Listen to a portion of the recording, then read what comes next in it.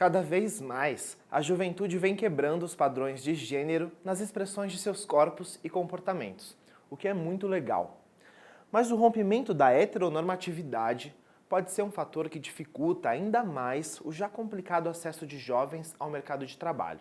Tudo isso em meio a um momento econômico muito difícil. Juventude, diversidade e trabalho estão na pauta do nosso papo de hoje.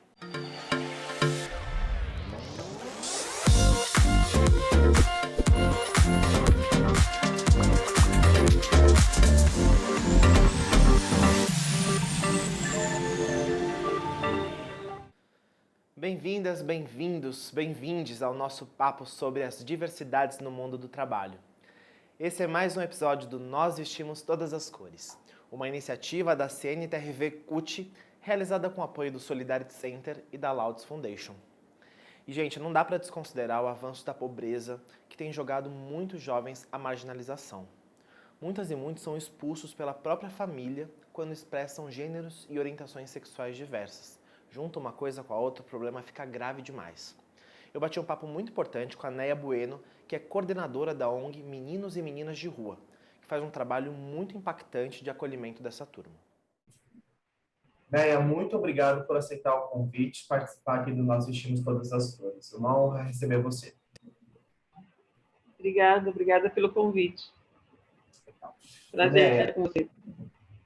Bacana. Neia, o projeto Meninos e Meninas de Rua faz um trabalho com crianças e adolescentes em situação de rua aí em São Bernardo do Campo. Queria saber de que forma a questão da juventude, de adolescentes, LGBTQIA+, tem se apresentado e tem posto aí uma pauta, um debate, um olhar diferenciado dentro do projeto.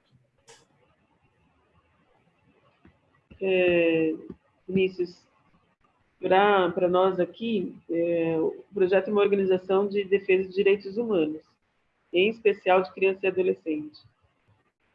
E quando os meninos e as meninas LGBT começaram a colocar essa pauta para a gente sempre pensa na linha de defesa de direitos. Então, de como proteger essas crianças, de como proteger de como debate, tanto para a sociedade como para as famílias, como trabalhar com as famílias.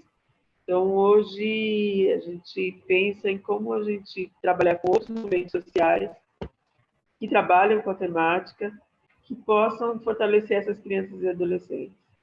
A gente sabe que o Brasil é o país que mais mata LGBTs e a gente precisa fortalecer essas crianças e esses adolescentes para que possam estar nos seus ambientes, né? Possam frequentar a escola.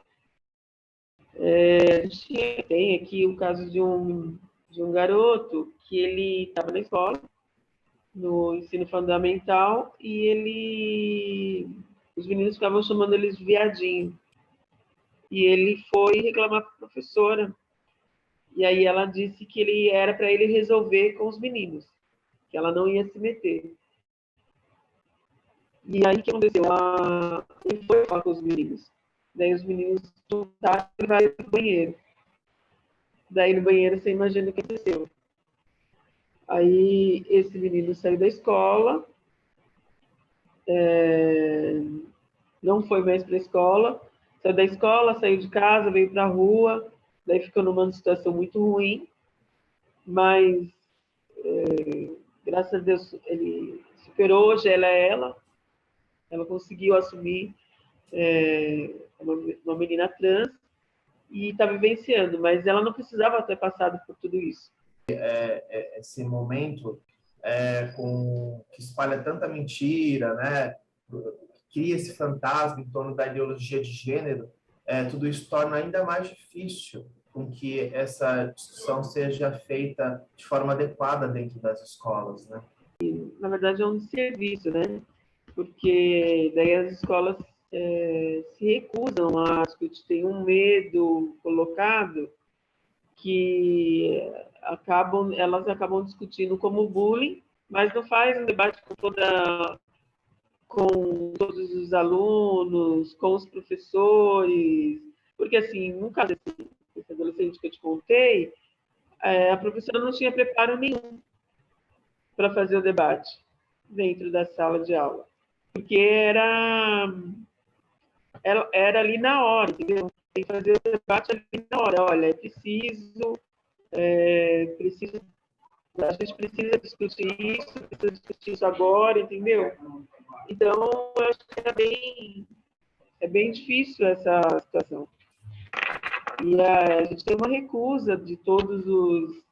Eu ia te contar, né, outro caso, que é, por exemplo, o pessoal que trabalha no serviço de acolhimento e que trabalha com a população de rua, com criança e adolescente, muitas das vezes a menina chega montada, né, toda trabalhada, daí chega lá, elas fazem tirar a roupa, se desmontar toda e se vestir de menino. Então, isso é uma agressividade muito grande. Chega lá que cortam o cabelo.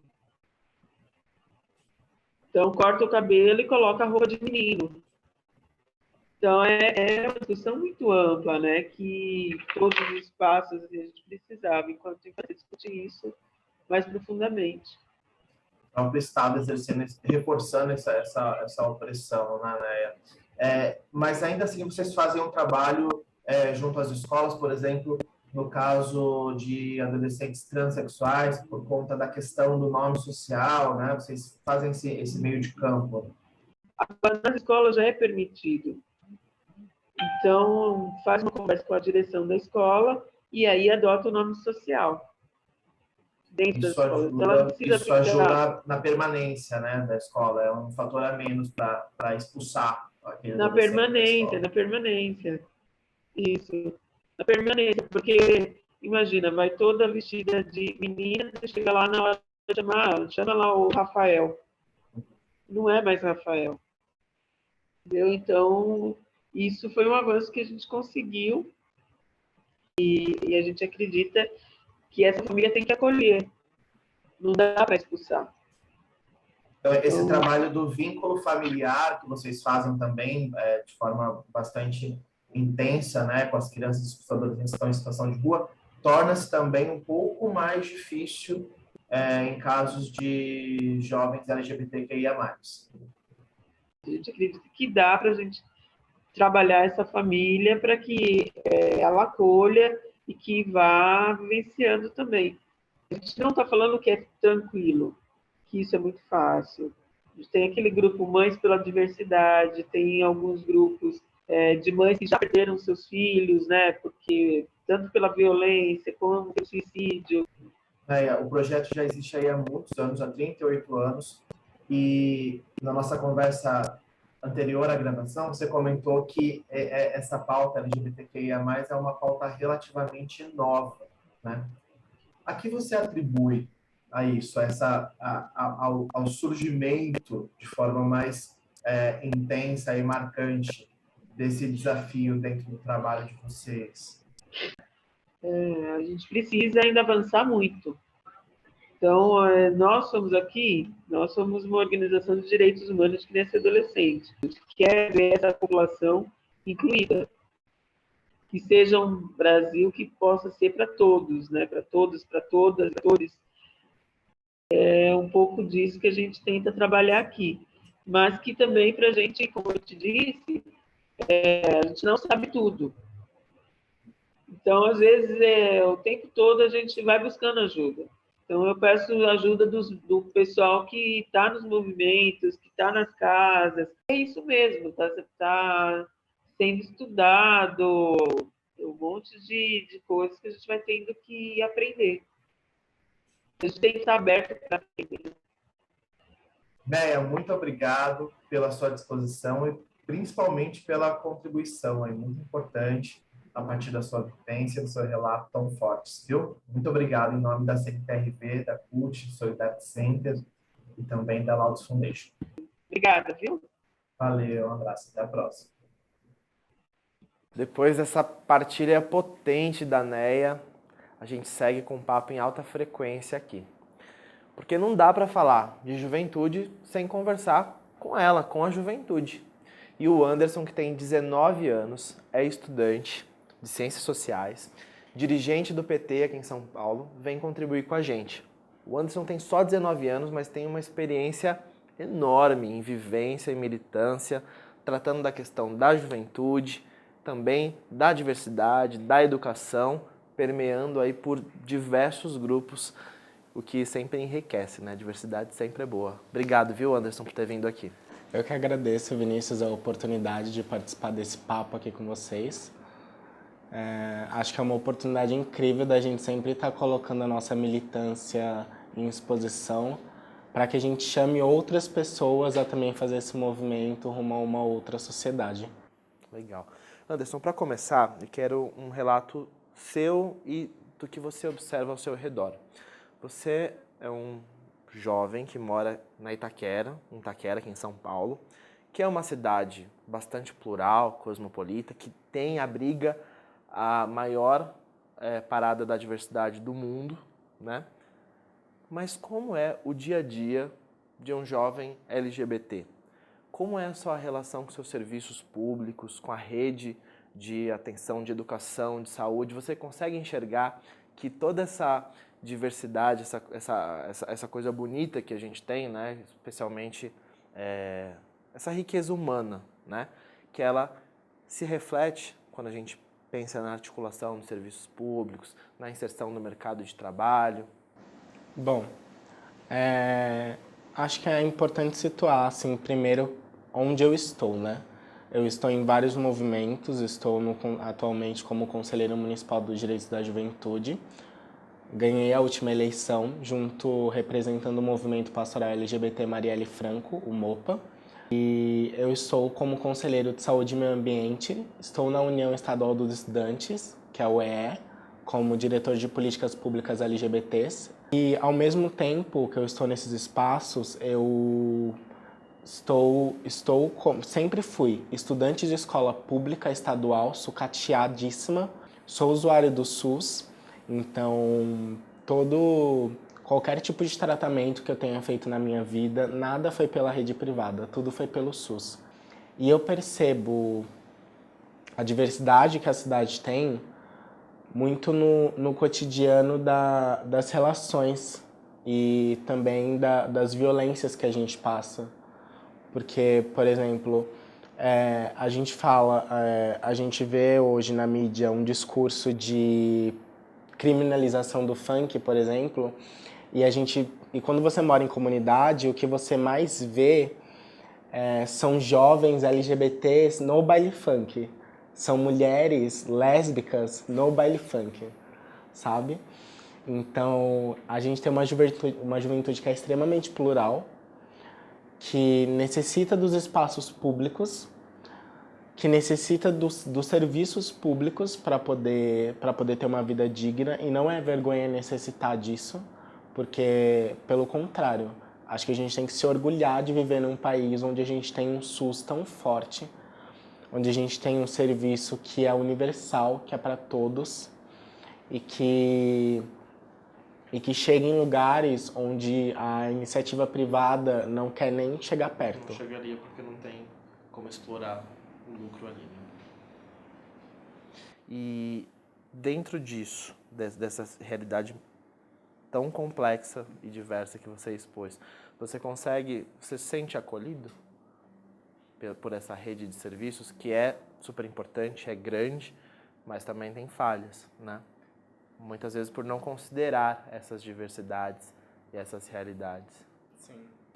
Olha, eu acho que essa é uma questão muito complexa, porque eu, por exemplo, nunca consegui reconhecer no meu cotidiano, quando eu recorro a esses serviços públicos, violências, a não ser na escola. A escola era um ambiente muito específico, assim, sabe, para mim, e onde eu encontrava professores que totalmente desanimados, porque não tinham um salário digno, estavam ali tirando xerox do seu bolso, não conseguiam levar a gente para fora da escola por N questões burocráticas e de falta de política pública mesmo, para que a gente tivesse acesso, por exemplo, a um museu, a uma casa de cultura, até mesmo na periferia, assim, sabe? Tipo, a gente não tem esse diálogo entre os órgãos públicos, entre as entidades, a gente não tem.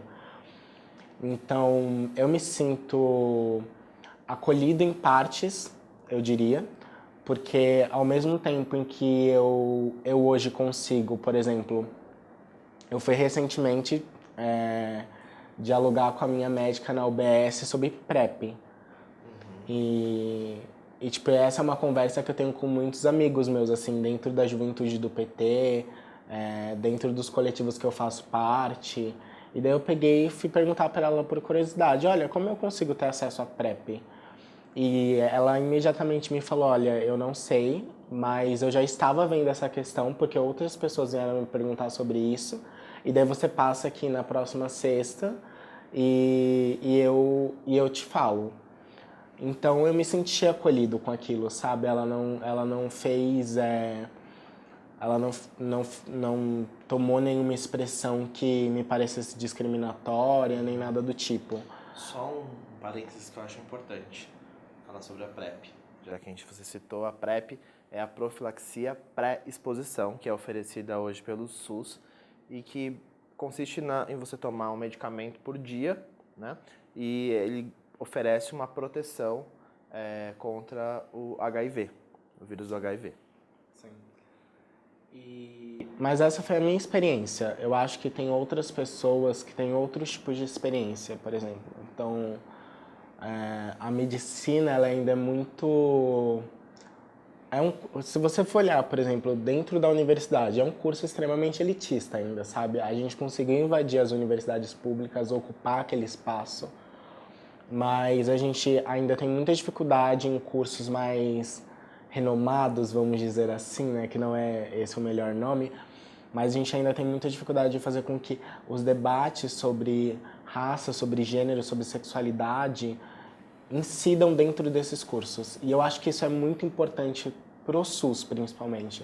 Sabe, a gente discute isso muito dentro do Conselho da Juventude, a gente discute isso muito nos movimentos sociais LGBTs, que a gente precisa de equipamentos de saúde que estejam voltados para a comunidade LGBT, que estejam voltados para atender a juventude.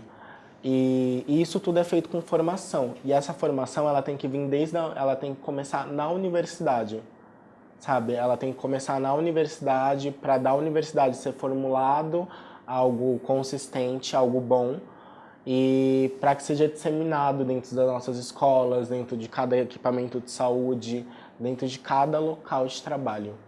Legal. E assim, quando a gente fala, né, pensa no mundo do trabalho, é muito importante que isso haja essa articulação, né, com serviços de saúde, educação, porque tudo isso subsidia o jovem e a jovem LGBTQIA+, a conseguir adentrar de forma mais tranquila ou menos difícil. E a gente estava comentando antes, né, sobre essa percepção de que a juventude vem rompendo de forma incisiva com esses padrões de gênero e também os padrões aí heteronormativos de modo geral. E o Anderson comentou comigo que ele enxerga isso também, a gente tende a achar que isso pode ser um movimento mais burguês, na classe média, mas que ele observa isso de forma muito clara e forte também nas periferias, que você enxerga isso como movimento periférico, né? E de que forma você avalia isso, essa realidade que já está colocada nas periferias, com o acesso ao mercado de trabalho? Sim. Eu acho que é importante primeiro ressaltar, Vinícius, que a história do movimento LGBT, ela se constitui de uma forma, quando a gente vai olhar, por exemplo, onde começou o primeiro grupo LGBT, que tem brigas ainda sobre isso, né? Se é o grupo gay da Bahia ou se é o Somos, onde começou. Mas quando a gente vai olhar, as pessoas que estavam falando sobre gênero e sexualidade algumas décadas atrás eram pessoas que tinham acesso à universidade. Com o tempo, essa pauta ela ganha mais visibilidade na periferia. Não é que ela nunca existiu, né? Porque tipo, a sexualidade humana é algo que a diversidade da sexualidade humana e de gênero sempre teve aí. mas ela nunca ganhou visibilidade, principalmente na periferia. Sempre foi uma sentença de morte você ser uma pessoa que vivesse plenamente a sua sexualidade, a sua identidade de gênero divergente da heterocis normativa. E daí eu enxergo isso com a realidade do trabalho de uma forma muito conflitante também. É muito difícil você ouvir, por exemplo, como eu ouvi daqueles jovens, que eu já apanhei da minha avó por conta da minha voz. Ela achou minha voz muito fina e daí ela me deu um tapa. Ou de ouvir de um menino que trabalhava numa ótica e falar que ele viu um outro garoto entregando um currículo dentro da loja e de repente, eu me emociono muito com isso assim, e de repente ele vê o gerente da loja escrevendo gay e jogando o currículo no lixo. Sabe? Então falar sobre trabalho pra gente ainda é uma coisa muito conflitante assim, porque a gente tem o transcidadania, a gente tem uma evolução das políticas públicas desde 2012, desculpa, do governo Haddad. Mas ao mesmo tempo a gente não consegue ainda vislumbrar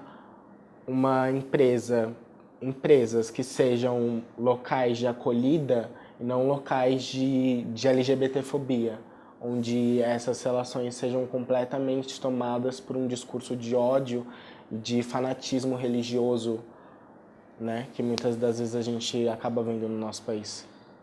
Obrigado por dividir tudo isso com a gente e por também dividir sua emoção, que é um ingrediente importante quando a gente fala sobre isso. Quando a gente imprime as nossas emoções, isso só enriquece. Parabéns por sua coragem, por seu engajamento, tá bom?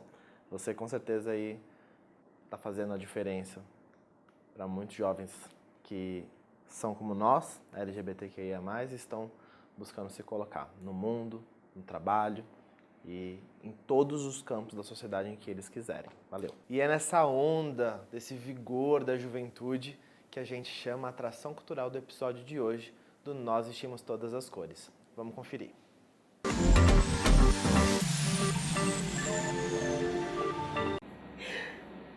Ai. Ih, a minha mãe me proibiu de mexer no celular, né? Ih, minha mãe. Oi, mãe. Tudo bem? Mas você que me ligou, mãe. Tá bom. A vovó vai chegar hoje. Tô com saudade dela. Ela vai trazer muita coisa boa. Tá bom, mãe. Eu não vou mexer no celular, tá bom? Tá. Te amo. Tchau. Ah, minha mãe não quer que eu mexa no celular, sabe? Porque eu e meus amigos juntamos na escola, estouramos uma bomba lá. Ah, mas não tem nada a ver isso não. Ai. Fala com a Ruth. Oi, Ruth, tudo bem?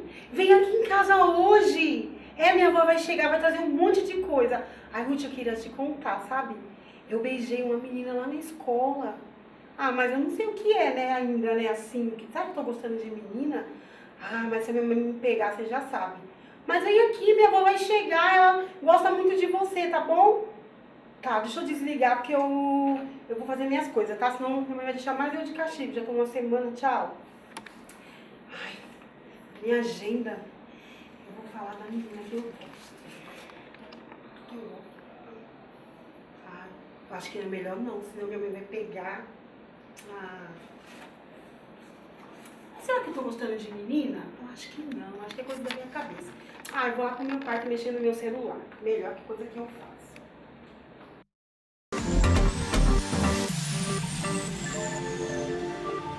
A arte salva, né, gente? As atrações culturais são sempre um respiro aqui pro nosso programa e também sempre dão mais força e coragem pra gente seguir na luta. E agora a gente chama para nossa roda de conversa a companheira Cristina Paiva Gomes. Ela é secretária de Juventude da CUT Nacional e bateu um papo bem legal com Nós Vestimos Todas as Cores. Vamos acompanhar. Cris, muito obrigado por ter aceito o convite e participar aqui do Nós Vestimos Todas as Cores, viu? É muito importante a sua participação. Para a gente começar, eu queria saber como a Secretaria da Juventude está olhando para essa questão LGBTQIA+. A gente viu aí ao longo do programa que cada vez mais, né, o pessoal, a juventude está rompendo com esses padrões heteronormativos, se expressando tanto nos corpos quanto nos comportamentos de formas diversas. E isso acaba sendo uma barreira, inclusive, para a entrada no mercado de trabalho. Como a Secretaria da Juventude está dialogando isso? Tem uma articulação coletiva LGBTQIA+, nacional? Isso, é um prazer estar aqui, né, com você. Eu que agradeço a participação. Temos aí diversos desafios com esse tema, inclusive de incorporar ele cada vez mais, né, nas nossas bases da CUT, nos sindicatos de base, que é importante. A nível nacional, não temos uma secretaria ainda específica, mas temos a Secretaria de Direitos Humanos, que tem um material muito bom, que traz essa cara, né, essa diversidade que é o nosso movimento também sindical, e que o quanto isso tem, né, crescido. Mas, claro, a gente tem diversos desafios ainda de incorporar. Na Secretaria de Juventude, por exemplo, estamos aí com um projeto de organização, que é um projeto em parceria com a DGB, que é uma central sindical alemã, para trazer, né, a organização e aumentar o número de jovens nas nossas bases sindicais. E esses jovens são jovens, né, negros, trabalhadores, LGBTQIA+, são, né, toda a nossa diversidade, que a juventude é muito diversa, né, e tem diversas degraus para subir nesse sentido, né, porque o jovem hoje é mulher, a gente vê diversas matérias que o quanto há ainda preconceito, né, dos trabalhadores, principalmente no ramo do comércio, onde tem muita gente atendendo, né, e o jovem tem essa dificuldade, muitas vezes sendo LGBTQI, negro, de alcançar o mercado de trabalho, porque ele já tinha dificuldade de não ter experiência, né, que tem a questão do currículo, né, que a galera pede uma experiência aí surreal, uma idade baixa com uma experiência surreal. Então, esse desafio, ainda mais ele sendo negro, LGBTQIA+, e a dificuldade só aumenta. E, nesse sentido, o projeto também traz que o quanto a gente precisa discutir isso nas nossas bases. Assim como a gente acredita que o Brasil, estruturalmente, né, é um país muito racista, muito preconceituoso, a gente precisa começar lá na base das crianças. E nós, quanto movimento sindical, na nossa base, quando a galera chega no sindicato, se filia no sindicato, ele precisa passar por uma formação para também aprender a entender quanto tipo de diversidade a gente tem dentro do nosso movimento sindical.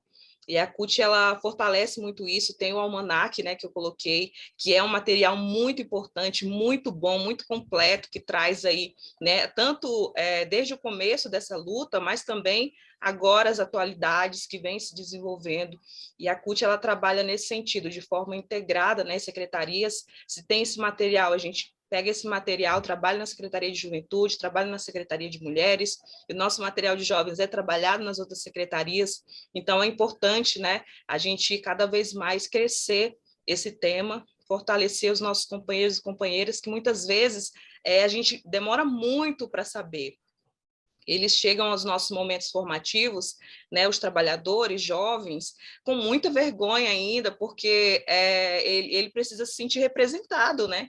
Se ele não está se sentindo representado, ele não vai falar nada, ele fica ali na dele, e daqui a pouco a gente pega as fichas, que a gente tem isso nas nossas fichas, quando vai fazer os eventos, de colocar, né, qual gênero e tal, e a gente descobre ali, é uma coisa assim que me entristece ainda, né, passar às vezes por isso, e eu não saber que o meu colega aqui, né, secretário de Juventude lá do estado, né, do Amazonas, um exemplo, lá do outro estado, ele não tem ainda uma segurança de se colocar, né, em alguns momentos dentro do nosso movimento sindical.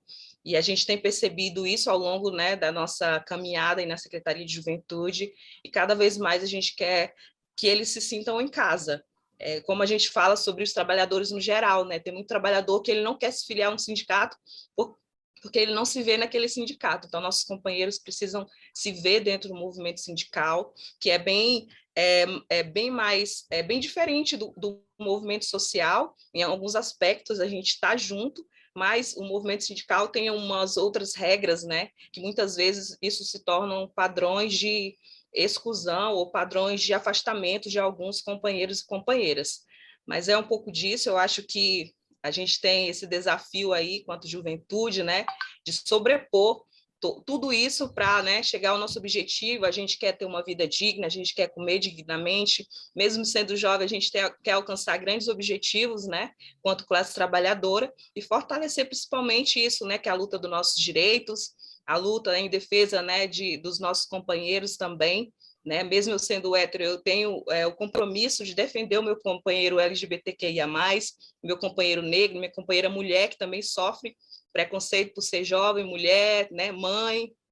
Então, a gente precisa cada vez mais não soltar a mão de ninguém, né, que é algo que a gente já vem falando há muito tempo, e cada vez juntos, né, correr aí nessa luta e vencer esses desafios da juventude no geral. É isso, Cris. Essa luta, como a gente sempre diz, é de todas, todos e todes, né? Ô, Cris, você falou muito bem a questão de a necessidade de representar, de que o jovem se sinta representado, se sinta representado pelo sindicato. E aí, isso me vem muito forte sobre a necessidade de falar sobre isso para que ele se enxergue, né? E se você para pensar, olhando para a classe trabalhadora, se você seleciona essas ditas minorias sociais, né? Negras, negros, mulheres, LGBTQIA+, pessoas com deficiência, elas são uma maioria muito representativa, elas não são minorias numericamente, né? E aí é uma relação mútua, né? Eu imagino que as trabalhadoras e os trabalhadores precisam do sindicato para se fortalecer e o sindicato também precisa dessas bases, né? Isso. A gente precisa, né, colocar que a gente tem um número elevadíssimo desses companheiros dentro do nosso movimento sindical, né? Que isso precisa expandir, né, principalmente na estrutura, no que diz respeito assim às nossas regras dentro das nossas bases, né? Porque a gente precisa saber que a gente tem que ter um número, né, específico, porque a gente tem cotas hoje, né, assim, para mulheres, no sentido de 50% das direções têm que ser mulheres. E a gente está na luta para que haja 10% no mínimo de jovens, porque não existe, né, nenhuma cota. Então, a gente precisa cada vez fortalecer mais. E que esses companheiros possam se sentir muito à vontade, né, para se colocar dentro dos espaços, né, que tem nas secretarias, que tem nas direções sindicais, e que possam ser também, que são, né, grandes companheiros que a gente conhece, são lideranças sindicais, que, né, assim, cara, de muito mais responsabilidade, porque eles têm isso na veia, tipo assim, da luta, né, porque eles nasceram nessa luta, eles nasceram tendo que sobreviver, né, sendo quem são e tendo que mostrar, né, muito mais do que os héteros, porque eles se sentem, né, essa minoria, né? Então a gente precisa trazer muito isso, fortalecer esse discurso, e eu acredito assim que dentro do nosso movimento sindical tem muito ainda que evoluir, principalmente nas mentes, né, em alguns espaços de formativos. A gente já tem muita coisa boa nos espaços formativos, que deixam a galera bem tranquila, à vontade, mas que nem todos vêm para a formação, né, sindical, nem todos querem participar de uma formação sindical porque se acham ali muito vulneráveis. Então, a gente precisa, no caso, ver, fazer eu acho que precisa de uma pesquisa muito grande dentro do movimento sindical para, assim, pouco ouvir, né, os que os companheiros querem também dentro do movimento sindical, que eu acho que eles têm várias, né, coisas que eles queriam ver dentro do movimento sindical, assim como nós jovens, nós mandamos as nossas especificações direto, né? A gente precisa de mais jovens nas bases, tem CUT estadual que não tem, só tem o secretário de juventude, isso não é bom, como que vai ser o presente e futuro movimento sindical, e fazer isso também com os nossos companheiros. A gente tem a Secretaria de Combate ao Racismo, que é uma secretaria importantíssima, que tem trazido o recado aí, né, dos companheiros, tanto na central quanto também nos estados, mas eu acho assim que ainda é muito pouco para o tamanho que né, o nosso grupo LGBTQIA+, o nosso grupo de companheiros negras e negros, trabalhadores e trabalhadoras, que se esforçam tanto, né, para assumir, para estar no mercado de trabalho. Só deles chegarem lá já é uma vitória muito grande num país como o nosso. É isso. Cris, muito obrigado por sua participação, foi muito legal te ouvir e trocar essas experiências que você carrega de forma tão marcante, né? Mesmo sendo tão jovem, isso é muito bacana. E a gente vai ficando por aqui com mais um Nós Vestimos Todas as Cores. Agradeço todos os convidados de hoje, e você que está acompanhando os episódios, não deixe de acompanhar, porque tem mais, e se ficou algum sem assistir, estão todos disponíveis nos nossos canais, no YouTube, não deixa de conferir. Um abraço e até a próxima.